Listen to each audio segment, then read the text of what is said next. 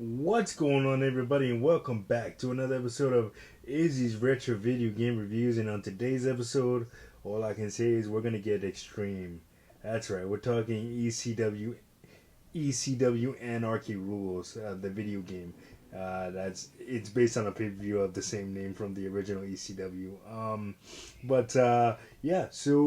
I covered Hardcore Revolution on a previous episode. If you guys missed that episode, I will link it at the end of this one so you guys can check that out. But so at the time that Hardcore Revolution came out in February of 1999, ECW was still hot. Still very popular.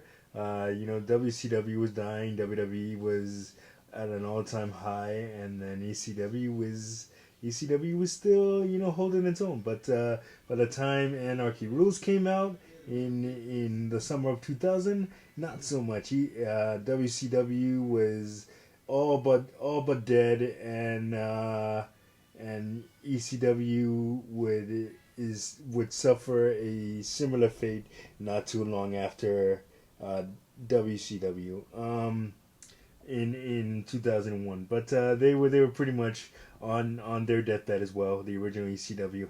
But despite that, they decided to push out one more video game after Hardcore Revolution, and that is Anarchy Rules, which was also developed by Acclaim, at the same developers as WWF Attitude, WWF Warzone, the other ECW game, Hardcore Revolution, and this. But despite them trying to sell you on, it being a brand new ECW game, with more features and everything like that, it really wasn't. I mean, it was the same control scheme as all the previous games I just mentioned, and there really wasn't much else new to it. I mean, it did feature some new match types, a brimstone match, which is the same as an Inferno match, but they couldn't call it that because Inferno matches were trademarked by WWE. Backlot Brawl, which is basically, they had a level where you would have the ECW television truck and a bunch of other interactive stuff, and you can just hit each other with weapons. And then also a tables match, which wasn't featured in Hardcore Revolution, which I don't know why, because that was a trademark of ECW. There were tables being used all the time. And also the roster was a little bit updated to reflect the roster at the time. I mean, you had Masato Tanaka, you had the Baldies, Angel and Vic Rhymes, New Jack.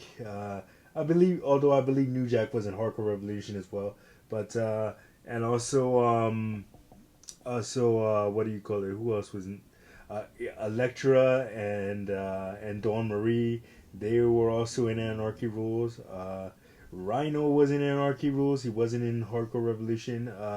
And they actually had his theme music that they used it was a clever ruse for them to get his actual theme music from ECW in the game, which was Debonair by Dope.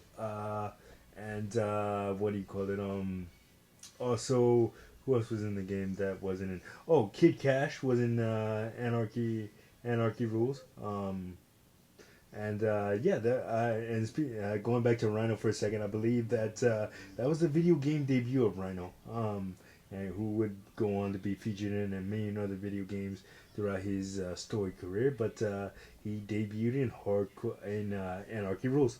But yeah, what do you call it?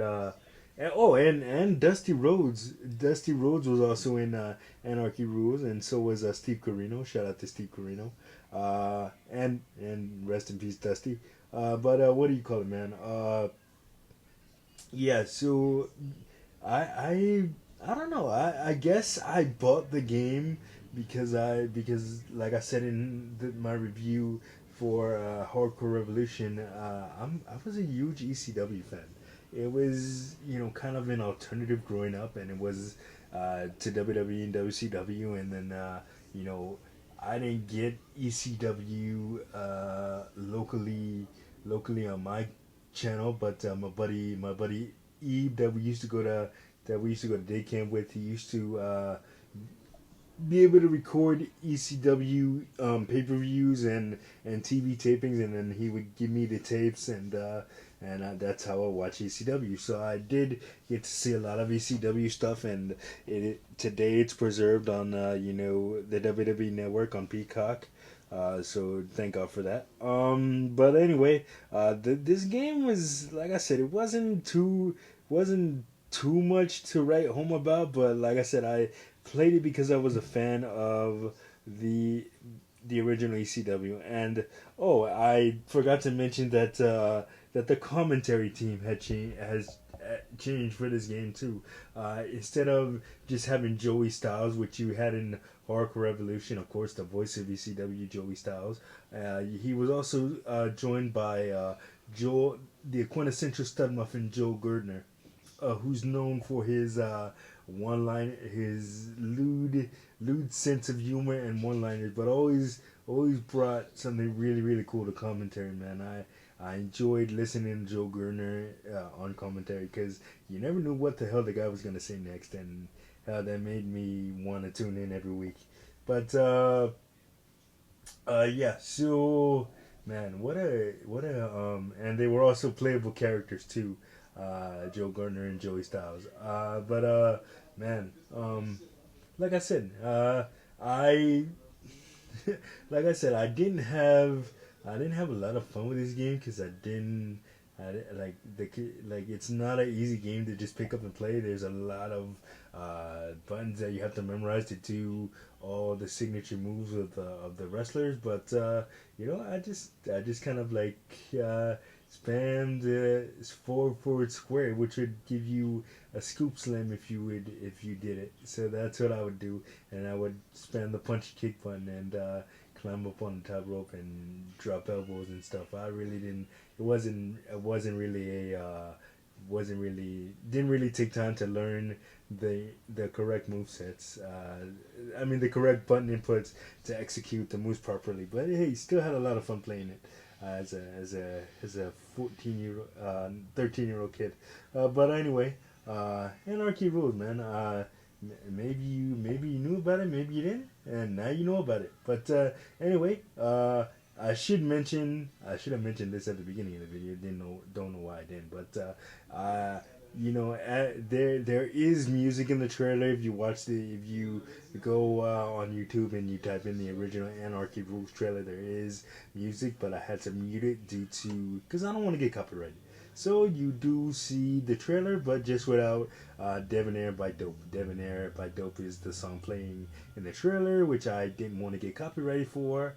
So yeah, had to mute it. But anyway, that is going to do it for this episode of Izzy's Retro Video Game Reviews.